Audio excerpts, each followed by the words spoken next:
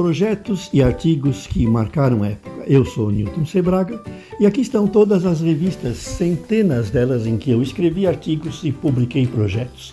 E como vocês podem ver, eu tenho a maioria desses projetos funcionando e montados.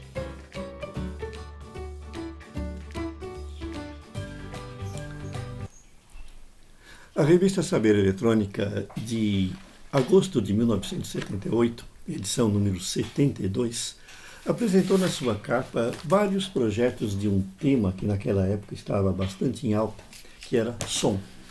Projetos de amplificadores, pré-amplificadores, efeitos sonoros, receptores, sirenes, alarmes.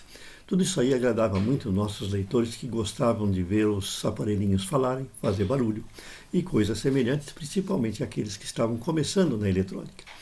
Não existe uma satisfação maior para um montador eletrônico do que ver aquilo que ele faz funcionar e ver de uma maneira que seja impactante. Som, luz, que são os efeitos principais. Então a gente sempre procurava ter esse tipo de aparelho, né?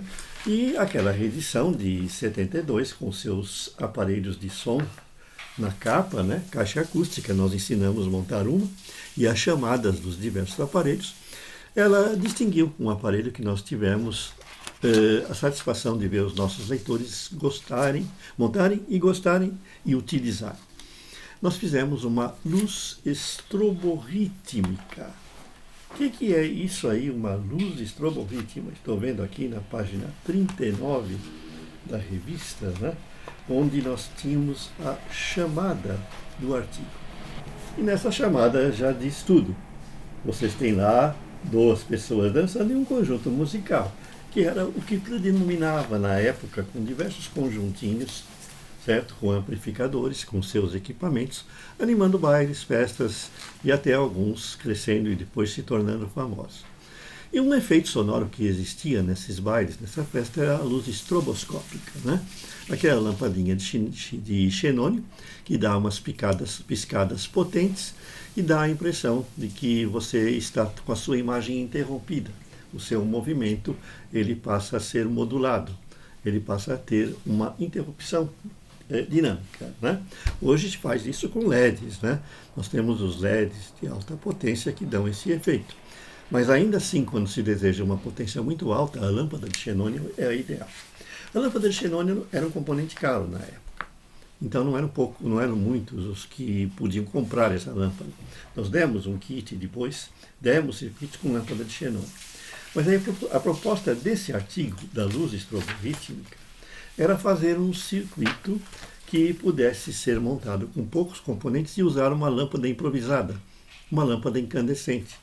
Você podia pôr uma lâmpada, iluminar o ambiente com uma lâmpada comum incandescente e fazê-la piscar ao ritmo da música. Você ligava na entrada do aparelho a saída de som do seu amplificador através de um fio paralelo ao alto-falante e aí a lâmpada passava a piscar conforme a música, mas de uma maneira estroboscópica, né? E nós demos esse projeto usando com poucos componentes comuns que eram fáceis de encontrar e assim a montagem era muito barata. O princípio de funcionamento é bem conhecido de vocês porque eu sempre me baseio naqueles componentes coringa. Então na época eu tinha uma certa quantidade de componentes que eu gostava de usar porque eles eram fáceis de encontrar e baratos. Transistor de junção, SCR, transistor de potência, transistor de uso geral, tudo isso aí tinha à vontade. Então, eu fiz um projeto justamente com um transistor comum, modulando um oscilador com transistor unijunção, que por sua vez disparava um SCR que alimentava a lâmpada. E a lâmpada piscava com o som, o sinal de áudio, aplicado à base do transistor.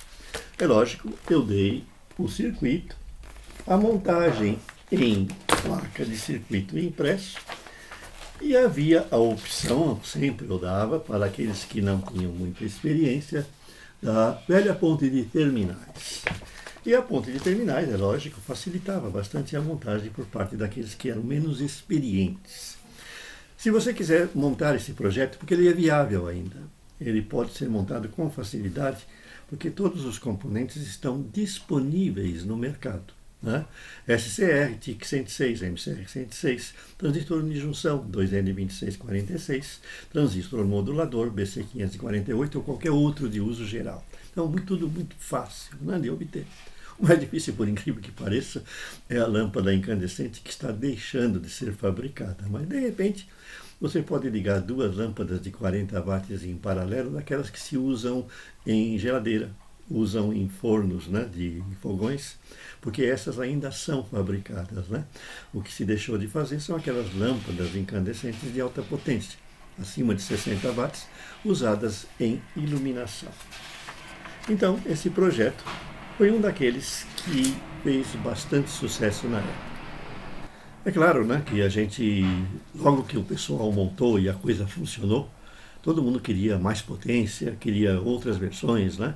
E a gente recebeu muitas cartas da redação de gente que gostaria de ter o mesmo projeto com uma lâmpada de xenônio, o mesmo projeto utilizando outro tipo de fonte luminosa, lembrando que na época não existiam os LEDs de potência, né? Como a gente tem hoje fitas de LEDs de potência, né? Naquela época, se tivesse, eu utilizaria a modulação de um circuitinho inversor, retificaria e alimentaria LEDs. Você, eventualmente, pode fazer essa alteração no projeto, né? Que tal você modernizar esse projeto? Depois você me envia e eu publico aqui no nosso canal, fazendo, vamos dizer, os LEDs estroboscópicos dançantes, né? Que seria a versão moderna desse circuito. Se vocês demorarem muito, eu faço e publico aqui, né? Mas é isso. Então, deem o seu like, inscrevam-se na nossa playlist desse canal para receber as novidades e aguardem o próximo vídeo em que eu continuo comentando aqueles projetos que eu fiz no passado e que fizeram sucesso, muitos dos quais os leitores até têm eles montados, funcionando. Esse é um dos que eu não tenho ainda, ou se eu tenho, não achei, está nas minhas caixas de achados, mas que se você tem, mande a foto do seu para o nosso site, lá para o nosso endereço, e eu publico